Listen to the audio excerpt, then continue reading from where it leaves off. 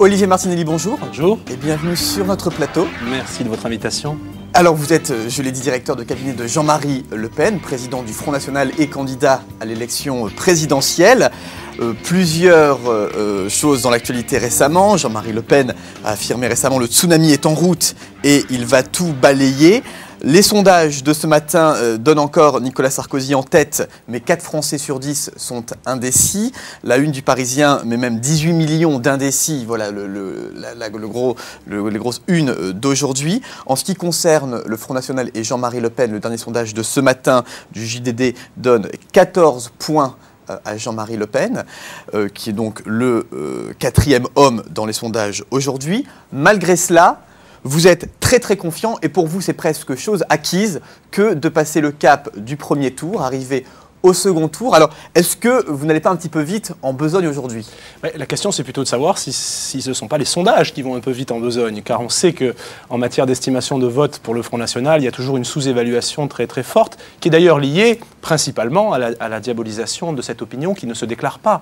De la sorte, il est très difficile en fait de savoir exactement où en est le Front National ou Jean-Marie Le Pen. En général, on s'en rend compte le soir du scrutin, et pour certains, je dois dire que c'est une surprise parfois assez importante. Vous comptez donc sur beaucoup des votes des indécis, en tout cas, qui sont sondés aujourd'hui. Vous avez déjà réservé des salles pour le second tour, le 18 avril, le 22 avril, pardon, le 6 mai prochain. Des salles sont réservées pour accueillir les gens, donc très confiant en ce premier tour. Alors, vous avez déjà fait votre profession de foi pour le second tour, ou bien Le Pen avec Bayrou, Jean-Marie Le Pen avec Nicolas Sarkozy, Jean-Marie Le Pen avec Ségolène Royal. Quelle est pour vous l'hypothèse la plus facile, la meilleure pour le Front National aujourd'hui? Bon, c'est très difficile à dire, d'autant que ça n'est pas entre nos mains. En fait, c'est quelque chose qui dépend du choix des électeurs. Mais stratégiquement, je parle. Parce que malgré tout, stratégiquement, peut-être. Écoutez, je pense que c'est très difficile à dire.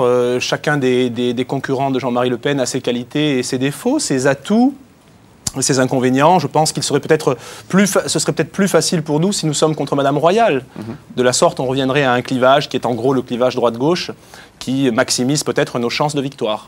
Alors, Jean-Marie Le Pen, c'est la 5e campagne présidentielle pour lui. Le leader d'extrême droite se voit non seulement au second tour, mais croit cette fois en la victoire. À presque 80 ans, le chef du FN est resté le même, malgré les efforts de son entourage, pour donner de lui une image plus respectable. On fait le point en images.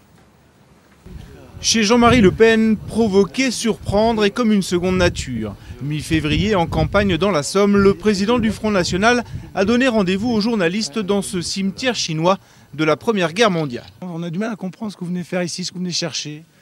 Réfléchissez et vous trouverez. C'est en fait le nouvel an chinois qui donnait ce jour-là l'occasion aux candidats FN de se rendre ici. Une façon de draguer la communauté chinoise et les Français d'origine étrangère. Ce cimetière est un petit coin de Chine, en Picardie, où les célestes ont trouvé le repos éternel. Pour nous, ces hommes ne seront pas des oubliés de l'histoire. C'est la raison pour laquelle j'ai tenu aujourd'hui à leur rendre hommage. Le leader d'extrême droite a poli son image, gommé ses excès. En apparence, il s'est assagi. Peut-être l'effet de l'âge. À 78 ans, le fils illégitime de la République se verrait bien, cette fois, dans le rôle du grand-père. Ça va, père, grand-père, tous les rôles me vont, moi, sans problème. Fils, je suis bibi de la nation. Je suis donc éternellement fils de la France. Mais le personnage ne renie rien de son passé, ne regrette aucune de ses blagues douteuses, aucun de ses dérapages, que ce soit sur les chambres à gaz, l'inégalité des races ou l'occupation allemande. Au fond, il reste beaucoup de Le Pen chez Le Pen. Ce soir, c'est la fiesta chez les gauchos. Ils sont arrivés là sur leurs chevaux, du fond de la Pampa jusqu'à San Marino. Ce soir, c'est la fiesta gaucho. Le vieux leader entretient sa caricature et pourquoi s'en priverait-il? Il l'a toujours fait. 2002 a couronné sa stratégie et il est persuadé que cette fois encore, ce sera lui, la surprise de cette élection. Voilà donc un portrait de Jean-Marie Le Pen, Olivier Martinelli. Plusieurs points vont être abordés au cours de cette interview croisée avec les 3 journalistes qui vous font face. On commence avec le sujet de l'immigration et identité nationale avec Michael Gage, c'est sur le vif.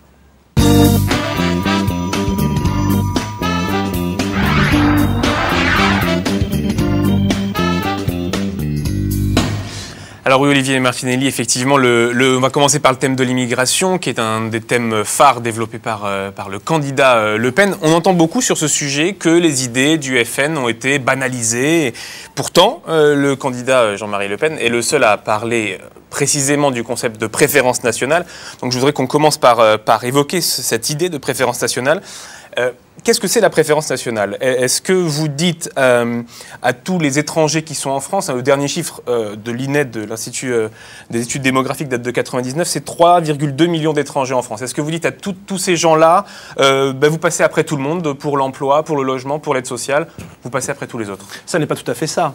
La préférence nationale, en fait, c'est la simple application de la préférence de nationalité. C'est-à-dire qu'aujourd'hui, par exemple, pour travailler dans la fonction publique, il faut être un national français. C'est la préférence nationale, ça. C'est simplement le fait qu'on marque la différence entre ceux qui ont la nationalité française et ceux qui ne l'ont pas pour l'accès à un certain nombre de missions.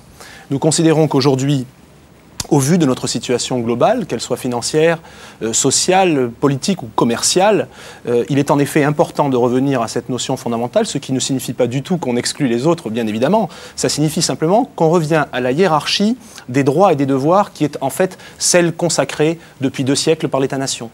Vous dites hiérarchie des droits et des devoirs, pourtant si on se réfère tout simplement à la Déclaration des droits de l'homme, les hommes naissent libres et égaux en droit.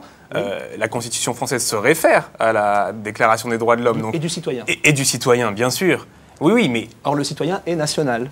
Oui, mais sur la... Alors, bon, je suis allé voir, l'article 1 de cette déclaration, c'est « Les hommes naissent et demeurent libres et égaux en droit ». Oui. Le préambule de la Constitution se réfère à cette déclaration. Est-ce que vous ne pensez pas qu'il y a un risque que cette préférence nationale soit jugée inconstitutionnelle, tout simplement, si vous essayez de la faire passer? Mais je dirais que ça n'est pas le fond du problème. L'égalité en droit. L'égalité en droit, oui, vous parlez de hiérarchie. La question de l'égalité en droit est très claire. Elle est posée effectivement dans l'article 1 de la Déclaration des droits de l'homme. C'est en quelque sorte une pétition de principe universaliste qui correspond en fait à l'idée, il y a 2 siècles, qu'avaient les révolutionnaires de construire la nation comme principe de légitimité du pouvoir et d'en étendre à l'échelle universelle la notion ou le principe. Alors je crois qu'effectivement, il est vrai que les hommes doivent être égaux en droit, car il y a un universel humain qui est incontestable, qui est constatable, qui est évident. Mais ça n'est pas la question, ça. La question, c'est de savoir quelle est aujourd'hui l'organisation sociale la plus protectrice de la prospérité, de la souveraineté et des droits des citoyens. Je crois que c'est l'État-nation.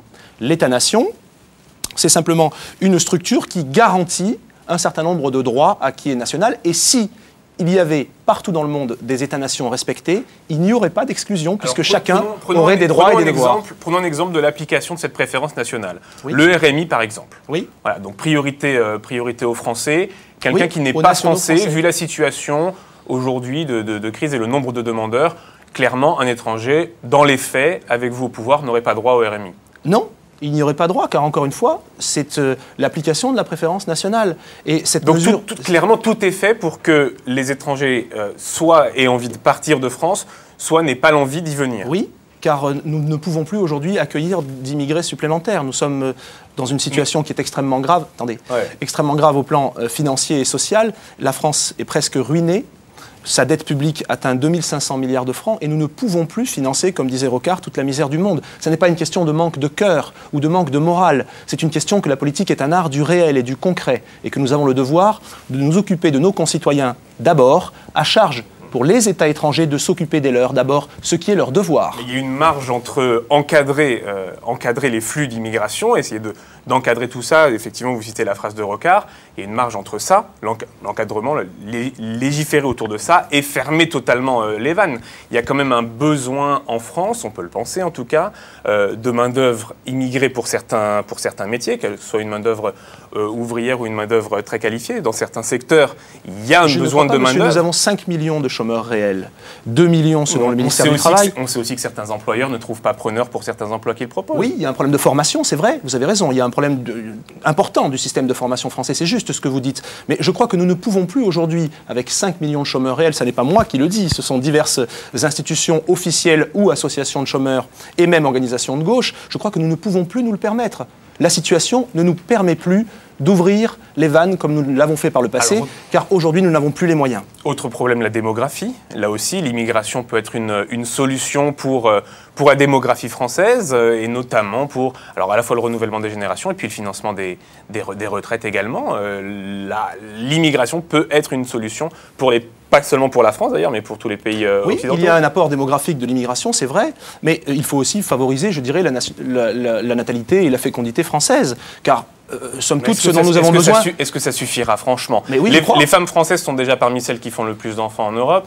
Est-ce que ça suffira? Oui, mais en partie grâce aux femmes d'origine immigrée. Je crois que ça suffira, ça a toujours suffi. Depuis 2000 ans d'histoire, nous avons reproduit en quelque sorte notre peuple dans l'histoire par le biais d'un taux de fécondité suffisant. Je ne vois pas pourquoi ce qui était vrai hier serait faux demain. Moi, ce qui est drôle, c'est que vous dites, par exemple, ça correspond en partie aux femmes immigrées. Oui, les chiffres, voilà, ces chiffres, il n'y a rien qui quantifie directement ça.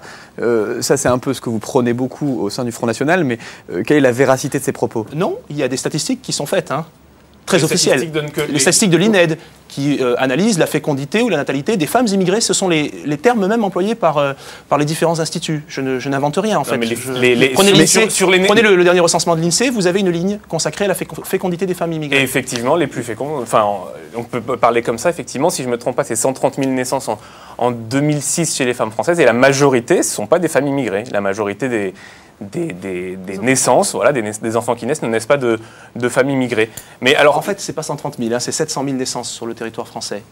Vous avez dit 130 000 naissances françaises, c'est 700 000, bon, ça n'est pas très grave. Non, mais encore une fois, je n'ai pas du tout contesté le fait qu'il y ait une fécondité plus forte chez les femmes immigrées en France, je ne le conteste pas du tout. Je dis que dans la progression de notre taux de fécondité, notamment de l'indice de reproduction des générations, il y a les femmes immigrées, puis il y a aussi les autres. Il est possible que les Françaises, en quelque sorte, de souche, par opposition aux immigrés de fraîche date, voient aussi une remontée de leur taux de fécondité. Alors, Olivier Martinelli, on parlait il y a quelques secondes, justement, de la formation. Vous disiez qu'il y a un problème à ce niveau-là. On va voir avec Caroline, justement, la formation et l'éducation en général. Et les jeunes. Oui, le constat général des politiques est de dire que l'école traverse une crise. Oui. Là-dessus, pratiquement tout le monde est d'accord. Jean-Marie Le Pen lui parle d'un champ de ruines.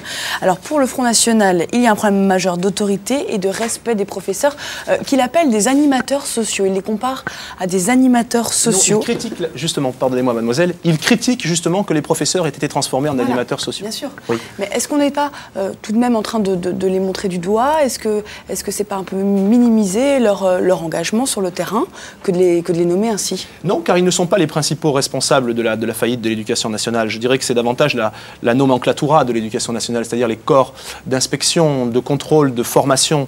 Ce sont eux qui ont, je crois, généralisé un certain nombre d'idéologies néfastes à l'intérieur de l'éducation nationale, notamment le pédagogisme, qui est une idéologie particulièrement destructrice et selon laquelle l'enfant doit créer ses propres savoirs, ce qui est bien évidemment en rupture avec tout ce que l'on sait en matière d'apprentissage depuis des siècles. Alors notamment là-dedans, il y a la suppression de l'IUFM, l'institution qui permet donc l'apprentissage des maîtres d'école. L'IUFM, qu'est-ce que vous lui reprochez? C'est ça? C'est un dogmatisme? Oui, absolument. En fait, nous considérons, encore une fois, que les IUFM sont devenus en fait des centrales idéologiques qui diffusent un message éducatif erroné et assez destructeur.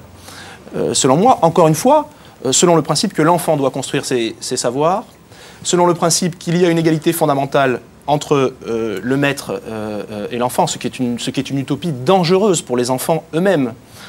Je crois que de ce point de vue, il faut effectivement revoir les choses, mais ce ne sont pas les professeurs qui sont en cause, pas du tout. Eux essaient de faire leur travail du mieux qu'ils peuvent.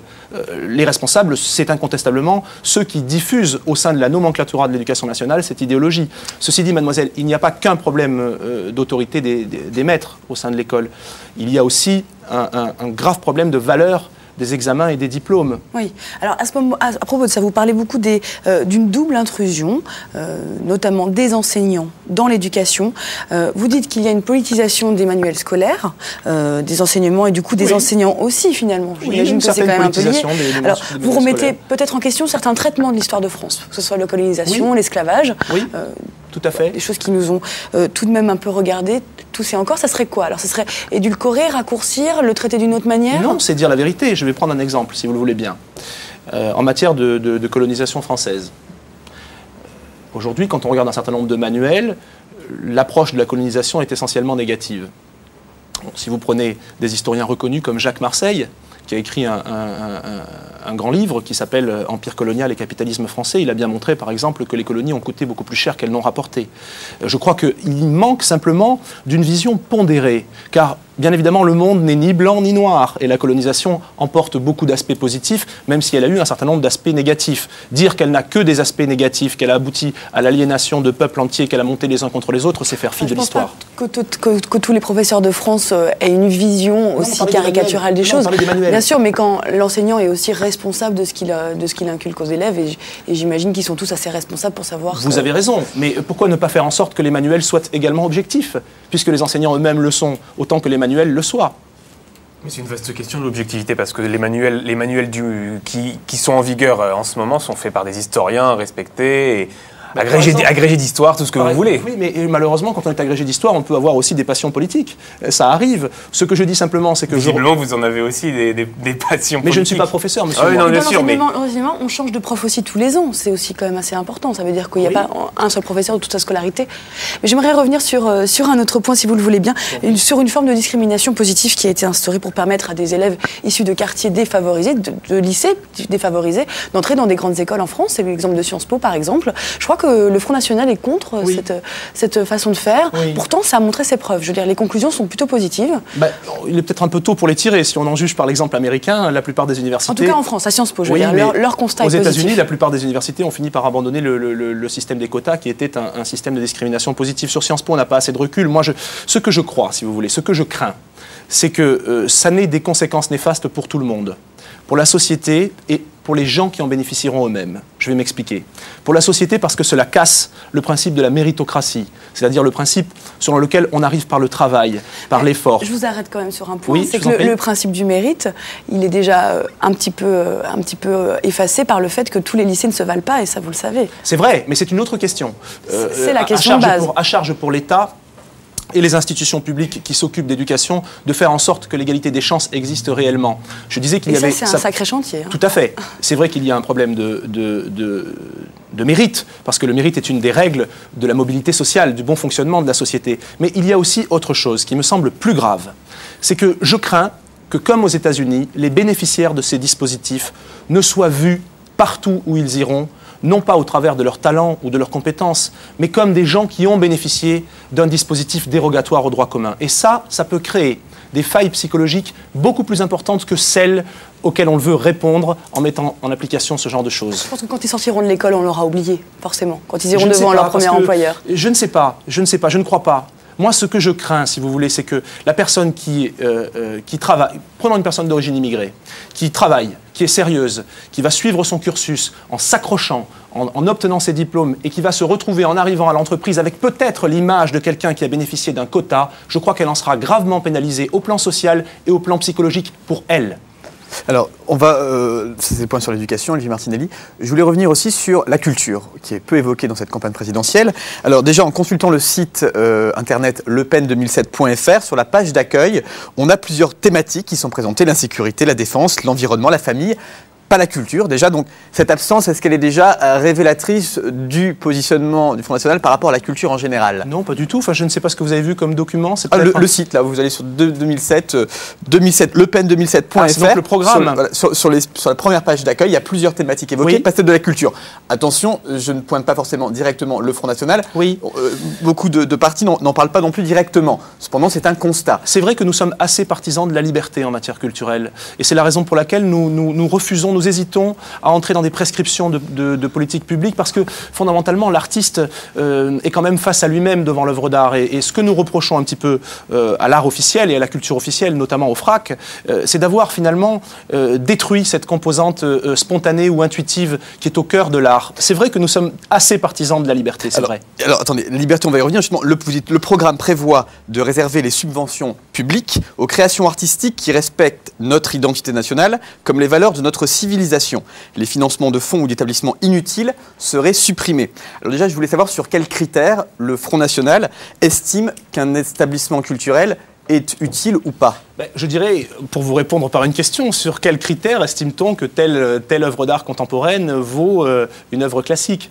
Je dirais que ça, c'est fonction fondamentalement de choix qui sont finalement les choix du spectateur. Du spectateur, mais oui. Comment justement un parti politique, quel qu'il soit, peut déterminer, je veux dire, en amont, si par exemple, une autre phrase, vous dites que les subventions seront données aux structures qui prouveront qu'elles touchent un public important. Comment, oui. Avant d'avoir, je veux dire, le public de la manifestation culturelle, on peut prévoir si oui ou non il y aura un public? Mais c'est justement parce que nous considérons que l'intervention de l'État ou de la puissance publique ne doit pas être le facteur qui fait naître l'artiste ou qui lui permet d'obtenir sa reconnaissance. Nous pensons que par le biais du mécénat privé, par le biais de l'aide aux artistes, l'aide privée aux artistes, par le biais aussi de la reconnaissance de leur liberté, se dégageront assez rapidement les meilleurs artistes d'une génération. Olivier Martinelli, c'est bien joli le libéralisme associé à la culture, mais on l'a vu dans la production audiovisuelle. Si, parce que ça veut dire que chacun se débrouille selon son public et la communication qu'il arrive à avoir avec ça. La production audiovisuelle française aujourd'hui, il n'y a quasiment plus de cinéma d'auteur qui sort. Pascal Ferrand l'a encore dit au César, parce que personne n'aide plus le cinéma d'auteur en France. Donc si on laisse à tout va, évidemment, on va tous aller voir Camping, personne ne va aller voir Lady Chatterley, mais quelle est la meilleure œuvre? Il y a des gens qui iront voir Lady Chatterley. Moi, j'irai voir Lady Chatterley. En tout cas, il y en a très peu. Je veux dire, en termes de spectateurs. Donc, ce film n'existe pas dans votre politique. Non, ça n'est pas ça. Nous avons été... Non, car nous considérons simplement que nous avons été trop loin en instituant un art officiel, ce qui a conduit à écarter des artistes réputés secondaires. Et ça, c'est une mauvaise chose. On voit bien d'ailleurs, aujourd'hui, on ne juge plus, en tout cas dans les institutions publiques qui financent, on ne juge plus l'œuvre d'art, mais l'artiste. C'est-à-dire, si l'artiste est reconnu, si on considère parfois aussi qu'il est politiquement correct. Il y a aussi des jeunes créations qui ont besoin de subventions, oui, c'est vrai. Qui sont inconnus de nulle part, les artistes non plus, et qui voient. Mais nous ne sommes pas partisans de la suppression de toutes les subventions. Nous considérons simplement qu'il ne peut pas y avoir d'art officiel, car l'art officiel débouche nécessairement sur un art totalitaire. Alors, une dernière question, Olivier Martinelli, alors concernant les médias en général, quelle est la position du Front National concernant les intermittents du spectacle ? Écoutez, c'est un vaste sujet, les intermittents du spectacle, très compliqué, et qui ne peut pas être réduit à quelques manifestations. On voit bien qu'il y a une situation très délicate pour un certain nombre de gens. Je pense que vous en fréquentez. Moi, j'en ai rencontré pas mal durant cette campagne. Et je pense que nous n'avons pas perçu, il y a quelques mois, la complexité, ou quelques années, la complexité de ce problème et les difficultés sociales auxquelles sont confrontés un certain nombre de gens. Alors, c'est amusant que vous en parliez parce que nous avons programmé une réunion à ce propos au mois de juin. Il y aura un colloque du Front National sur la question des intermittents du spectacle. Donc, a priori, pas supprimer ce type d'intermittent du spectacle ? Disons qu'on ne peut pas supprimer une notion ou une qualification, mais il faut de toute évidence revoir le statut. Très bien. Merci Olivier Martinelli. On va terminer, c'est la coutume dans cette émission, par un quiz général sur des questions plus ou moins précises qui est réalisé aujourd'hui par Émilie Chaussier. Alors Olivier Martinelli, je vous propose de faire un petit jeu. Je vous propose de vous mettre dans la peau de Jean-Marie Le Pen pendant quelques instants. Alors s'il vous plaît, il faut des réponses assez courtes. Bonjour Monsieur Le Pen. Bonjour. Alors, imaginons que vous n'arrivez que 4e au soir du 22 avril. Quelle autocritique faites-vous? Pourquoi, à votre avis, avez-vous échoué? En quelques mots. Hein. Parce que je n'aurais pas su convaincre les électeurs, probablement. Parce que peut-être vos idées n'auraient pas convaincu? Peut-être, c'est possible. Plus dans la manière ou plus dans le fond Je dirais qu'il y a deux choses. Il y a ma performance et puis il y a la performance des autres. Si j'arrivais 4e, peut-être aurais-je été moins convaincant, moins performant que d'autres. Alors Monsieur Le Pen, imaginons que la surprise cette année, c'est qu'il n'y en a pas. Le second tour oppose finalement Nicolas Sarkozy à Ségolène Royal. Est-ce que vous appelez à voter Nicolas Sarkozy? On vous a vu, vous vous êtes exprimé dans Le Monde la semaine dernière, vous disiez qu'une nouvelle ère pouvait être possible avec Nicolas Sarkozy. Mais nous attendrons que M. Sarkozy s'exprime le premier. Nous sortons, pour notre part, de 20 ans d'anathème. 20 ans d'une époque où nous avons été qualifiés de tous les noms d'oiseaux, y compris par les gens de droite. Jacques Chirac, mais est-ce que vous envisagez peut-être un rapprochement avec Nous écouterons ce que M. Sarkozy a à dire, qu'il parle. Il a une belle voix, d'ailleurs. Alors, Monsieur Le Pen, imaginons un autre scénario. Vous avez franchi le cap du second tour. Vous êtes élu à la présidence de la République. Qui choisissez-vous comme Premier ministre? Votre fille Marine Le Pen ou le délégué général du Front National, Bruno Gollnisch? Il me semble que dans l'hebdomadaire Pèlerin, vous avez évoqué Bruno Gollnisch comme Premier ministre. Alors, je dirais que s'il y a une majorité parlementaire qui est Front National, ce sera effectivement, probablement, je pense, Bruno Gollnisch. Si la majorité parlementaire est une alliance composite, à ce moment-là, vous comprenez bien que la personnalité qui sera choisie devra faire l'union entre les parlementaires de différents partis. Donc ça pourrait être quelqu'un d'autre à ce moment-là. En tout cas, pas votre fille. ma fille a beaucoup de talent et je crois une très belle carrière devant elle. Elle sera probablement un jour ministre et pourquoi pas Premier ministre. Vous jouez bien, il joue bien. Continuez. Alors on continue. Jean-Marie Le Pen, alors, donc, on imagine que vous êtes à l'Élysée. Quel serait votre premier voyage à l'étranger? Est-ce que ce serait Montfermeil, comme vous l'avez dit il y a quelques mois? C'était une boutade. Je pense que mon premier voyage à l'étranger serait peut-être à Bruxelles pour provoquer une réunion du Conseil européen dans lequel je voudrais parler à nos partenaires européens de la réorientation de l'Union européenne. Alors, Monsieur Le Pen, une de vos premières mesures, si vous êtes élu à la présidence, est-ce que vous supprimez les impôts? Je ne peux pas supprimer tous les impôts. Non, ça c'est impossible. En 2002, c'est ce que vous avez proposé, de supprimer tous les impôts. Finalement, vous proposez de supprimer la moitié des impôts. Mais en 2002, c'était tous les impôts. C'est un peu plus compliqué que ça, si vous me permettez, mademoiselle. Non, nous n'avons jamais proposé de supprimer les impôts. Exemple, ça figurait dans votre programme de 2002. Non, dans le programme de 2002, il n'y avait pas marqué de supprimer tous les impôts. Ce serait ridicule. Non. Ce que nous avions évoqué en 2002, la baisse drastique du taux de prélèvement obligatoire, et nous l'évoquons également en 2007, de façon peut-être plus précise, en disant que nous voulons limiter les taux marginaux d'imposition pesant sur le travail à 20%. Il s'agit donc de l'impôt sur les sociétés et de l'impôt sur le revenu, et revoir les impôts sur les successions. Nous avons en la matière des propositions assez précises qui ne se réduisent pas, vous en conviendrez, à l'idée de supprimer les impôts. Alors Olivier Martinelli, je vous propose de revenir Olivier Martinelli. Donc je vais vous donner quelques petites phrases, vous allez me dire si vous êtes d'accord ou pas d'accord. Donc c'est juste, voilà, d'accord, pas d'accord. Alors il y a des phrases qui sont de Jean-Marie Le Pen, d'autres qui ne sont pas de lui. Et vous ne me dites pas. Et je vous dis pas, mais vous allez peut-être reconnaître. Alors c'est plus difficile de venir à Sciences Po que d'aller dans les cités. Il faut dire que dans les cités, ils sont mieux élevés. Oui, c'est vrai. Je l'ai vu, je l'ai observé moi-même il y a 2 jours, je crois que c'est vrai. Je crois que les étudiants de Sciences Po sont hélas... Vous avez fait Sciences Po, il me semble. Oui, j'ai fait Sciences Po, oui. Vous êtes mal élevé? Pardon? Vous êtes mal élevé? Oh, mais moi je suis l'exception qui confirme la règle, madame. En toute modestie. Non, je plaisante. Ce que je veux dire par là, c'est que oui, je crois que les étudiants de Sciences Po sont souvent des petits bourgeois qui adorent l'argent et qui ont le cœur à gauche, ce qui est une attitude assez facile. Bon, on précisera que c'est donc une phrase de Jean-Marie Le Pen jeudi dernier à Sciences Po, justement pendant le forum des femmes organisé par le magazine Elle. Ont été polis avec Le Pen. Ils sont venus l'interroger, ils étaient assez curieux. Alors, autre phrase, dans le Marais de Paris, on peut chasser le chapon sans date d'ouverture. D'accord, pas d'accord? Non, en fait, il n'a pas dit ça. Ah, je cite le 20 février, déclaration devant les chasseurs. Dans le Marais, il n'y a pas de Paris. On peut chasser le chapon. En fait, il faut donner une précision sur cette phrase. C'était une intervention que Le Pen faisait devant les chasseurs. Et en fait, il parlait des marais de nos campagnes dans lesquels on peut chasser les animaux. Le deuxième morceau de la phrase, effectivement. En fait, les chapons ne désignent pas les homosexuels je dirais en sémantique française. Pas du tout. Ça désigne les castrats. Ça désigne en fait les chanteurs comme Farinelli par exemple. On les appelait On croise des castrats dans le marais de Paris? Pas du tout, mais simplement je crois que c'est faux de dire que les chapons ce sont les homosexuels, ça n'est pas vrai, ça n'est pas le sens de ce mot. Donc c'est l'idée qui est colportée malgré tout. Alors c'est drôle parce que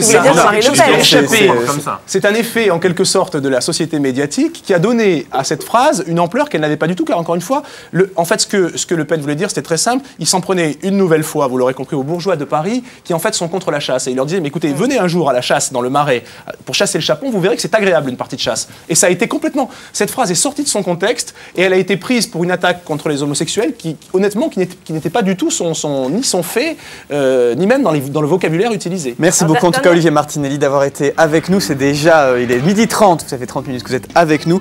Merci d'avoir été présent durant cette partie d'émission et on suivra évidemment de près toutes ces élections présidentielles.